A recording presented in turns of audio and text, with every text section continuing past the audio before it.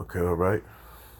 I want to give all praises to Yahweh, Shema Shai, Shemaka Hakodash, the bonus of the apostle, and there was a great millstone. Peace, salutation to the brothers doing this work in sincerity and in truth.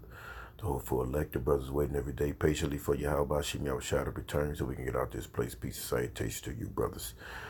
Just want to get into a exhortation, just discussion about these unity camps, man. These false unity camps.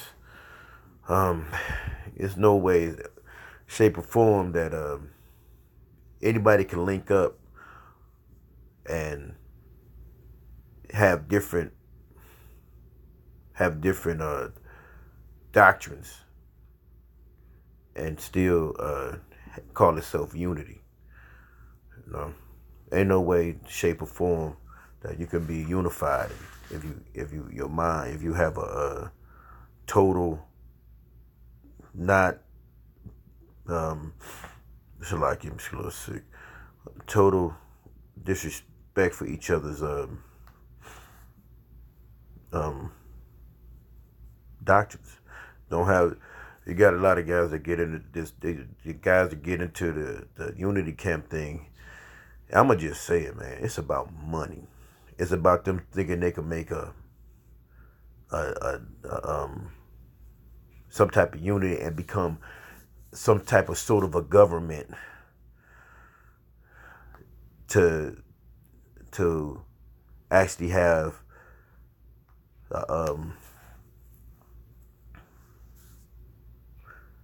some type of, basically some type of strength in Israel, or some type of global spot in the world, because you think the so-called white man might recognize you.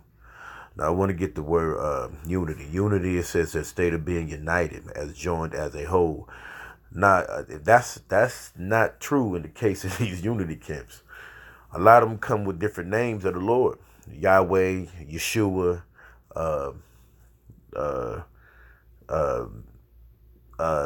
We say at a great millstone, we call him by the Lord by his name, Yahweh Shai, the Most High name.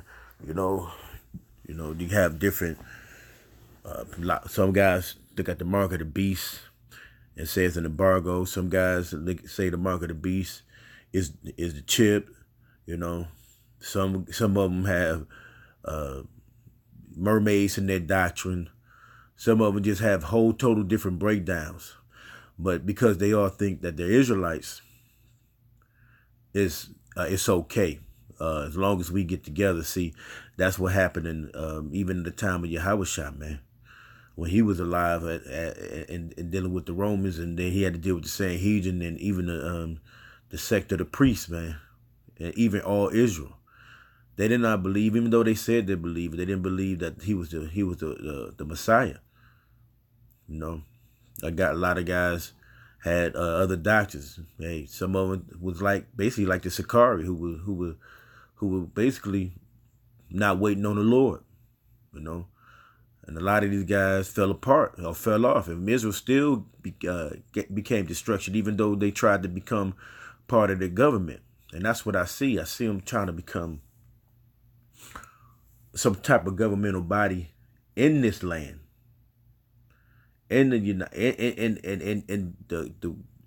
Israel, not as Israel amongst the people, but a higher seat, like in the U.S. government, to be recognized in some type of way.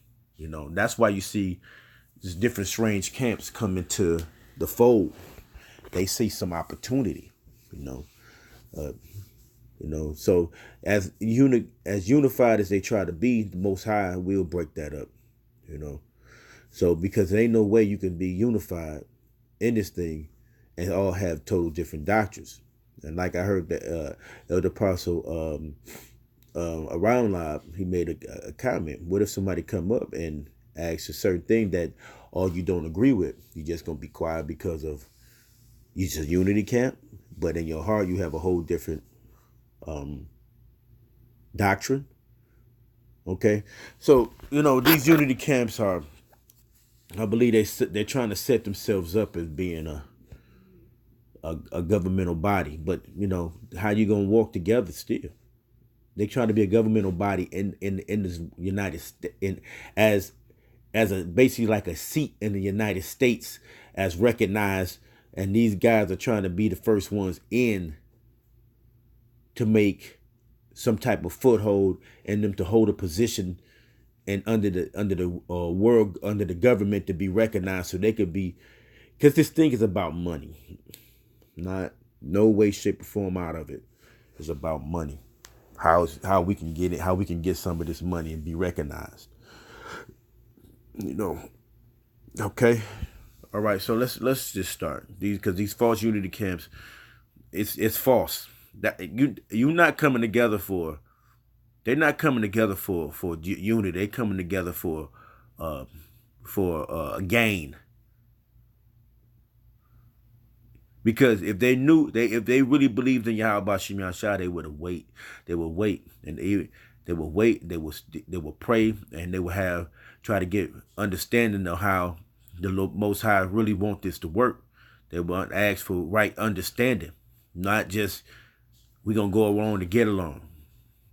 You know, because it's real sensitive. Fights could break out,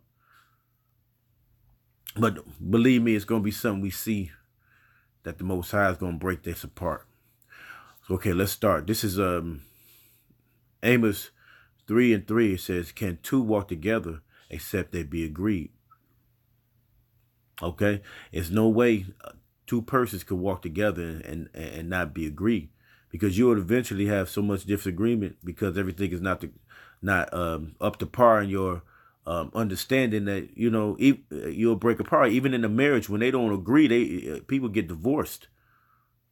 So how can people who have different names yell out different names? Some say Yah, we say Yahweh, and some of you say Yeshua. Some of you saying, hey, some of you saying Yahweh ben Yahweh is the Lord. Because, okay.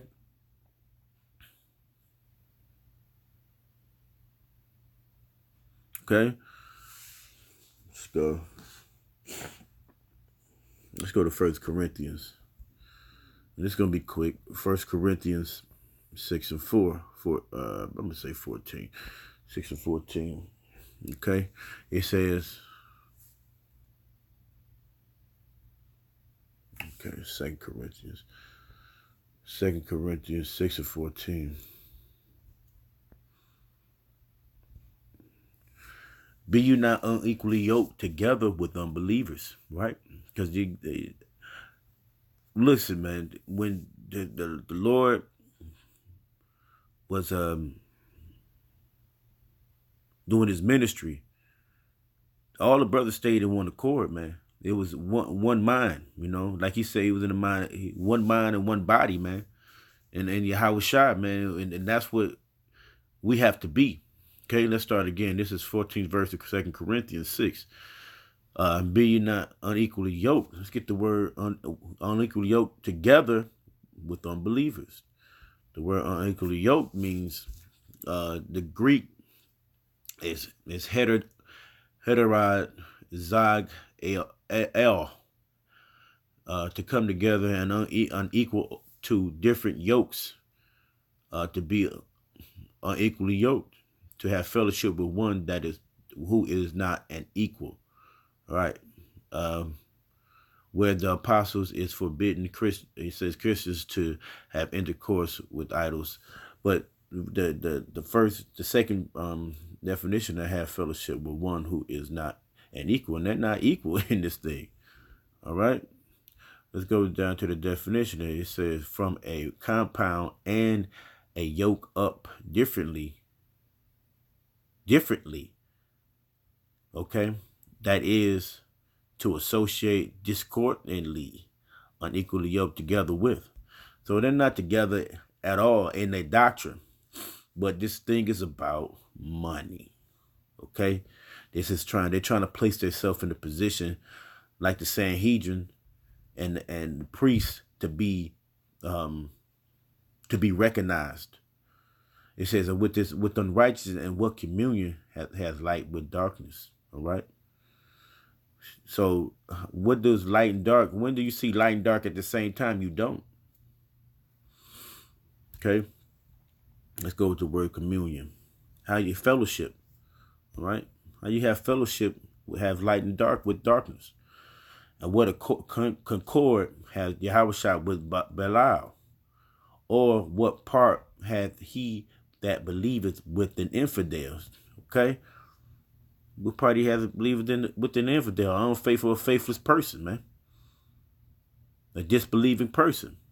So you can have guys in the unity camp believing in the different things. No, it's impossible. So like Yahushua said, how you going to have agreement? How is it going to be believing with an infidel? You can't. No way, shape, or form. So if you're not believing in the same way Yahushua, hey man, it's a discord in that. All right, let's go to Matthews, because ain't no way it's going to be a match in those unity camps, which is a false camp, man. No way you could have different names and you're gonna be calling the name of the Lord. And if you were together with somebody like that and you were calling on the name of Yahushua, I see Sakari in there, man. It's not gonna be good to be dealing with guys like that. And he had this verse 30, 12 and 30, Matthew says, he that is not with me is against me. So if you're not with Yahweh Ba'ashim Yahushua and calling on a name properly, his doctrine properly, and doing his will in a proper manner, and you have a unity camp, it's not even agreeable. You can't even agree. So if you unequally yoked, how you gonna be unequally yoked to sitting amongst unbelievers? It said, he that is not with me is against me, and he that gathered not with me scattered abroad, because there's gonna be some scattering with them camps. It's gonna be a big dissension. Okay? Only time, hey, we're going to have to wait for the Lord, man. We're going to have to wait for the Lord. All right? Because the Lord is the only one that's going to bring us together. You can't force something that ain't there to fit. Okay? This is Genesis 49:10. It says, the scepter shall not depart from Judah, nor a lawgiver between his feet, until Shiloh come, and until him shall the gathering of the people be. So then till Yahushua, the gathering of the people is going to be. Not by your, okay, we going to live it, we going to do this, man, we going to fight and try to say that the apostles of great millstone are bringing dissension. No, hey, we got to, the scriptures tell you to reprove, man, rebuke. No, you can't, and the scriptures say how you going to be unequally yoked with unbelievers, man. So you can't bring light and darkness. You can't be amongst them and you believe in Yahushua. No. And then you sitting around guys that's believing in Yah and the chip is something different. Eventually those demons gonna get on you. And you're gonna start believing in that, man. Let's go to Acts chapter 1 and 14. Acts chapter 1 and 14, he said, and these all continue with one accord, prayer and supplication with the women and Mary, the mother of Yahushua, and the brethren. So they was praying. They was in one accord. All right? Let's go to Acts 2 and 1. Acts chapter 2, verse 1. And when the day of Pentecost was fully come, they were all with one accord in one place. So they was all in one mind, man. You can't get together and have different philosophies, because eventually you guys gonna all sit and it's gonna be the great debate. Then you're gonna eventually start debating like Sarnetta and the whack conscious community, man. Okay. Let's finish it off. This is Ephesians chapter 11.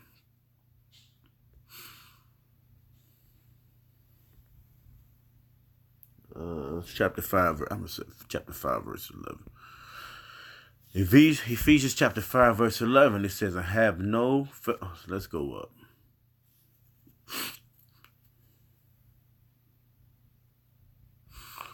this is the point. Let's go to start at 10. It says, proving what is acceptable unto the Lord. Now, what's acceptable is men that stay in understanding and togetherness, man, in holy and fellowship and one accord.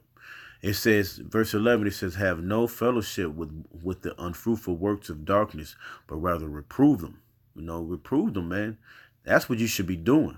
You know the name of Yahweh Shema Shah, you know the chip is coming. It's the mark of the beast. If you know that, most of the things everything that Yahweh Shema Shah is given to you liberally through the spirit of Yahweh Shema Shah.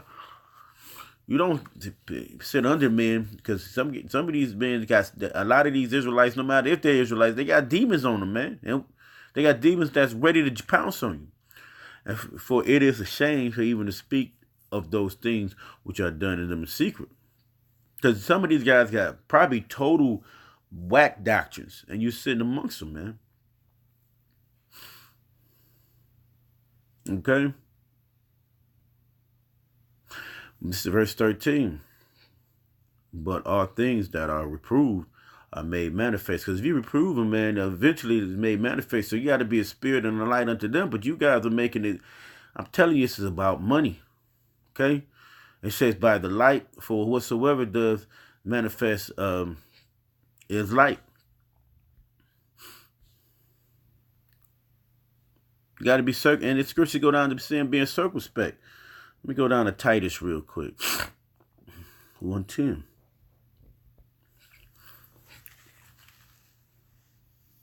Okay. For there are many unruly and vain talkers and deceivers, especially the day of the circumcision. Because a lot of this ideology of unity camp is to bring more views to themselves, to bring more ideas to themselves, to bring saying, hey, look, we can make Israel a big thing, and it's a numbers thing with a lot of these people. We got guys that like views. Nobody watching y'all. You don't know who watching y'all, man. It could be these workers of iniquity, ready to pounce on you, whose mouth must be stopped, who subvert whole houses. Just subverting whole houses, teaching things they are not. Yeah, the name of the Lord is this. The name of the Lord is not. Not saying the name of the Lord is Yahweh Shah. Yahweh is the name of the Father. Not for filthy lucre's sake. And this is about money. Okay. Okay. And this is what we do in this thing. It says one of themselves, even a prophet of their own, said, the creeds are always liars and evil beasts, slow bellies. This witness is true, wherefore rebuke them sharply, that they may be sound in the faith. And that's what we're doing, man. We're rebuking them guys sharply, that they may be sound in the faith. But it's up to Yahweh Shem Yahweh Shem. Let's go to Acts. Okay. I'm going to end it off right here with this. Okay.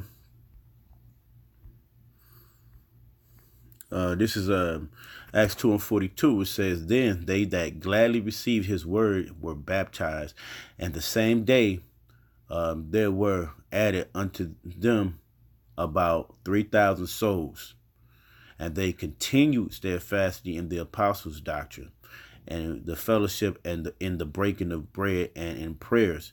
Right? So they stood steadfastly and believing. They stayed in the apostles' doctrine because they believe and received the word. Some of them probably had different ideas about it, but when the Spirit came on and heard the words of the apostles being baptized with the word, the Spirit came on. So these unity camps ain't gonna work, man.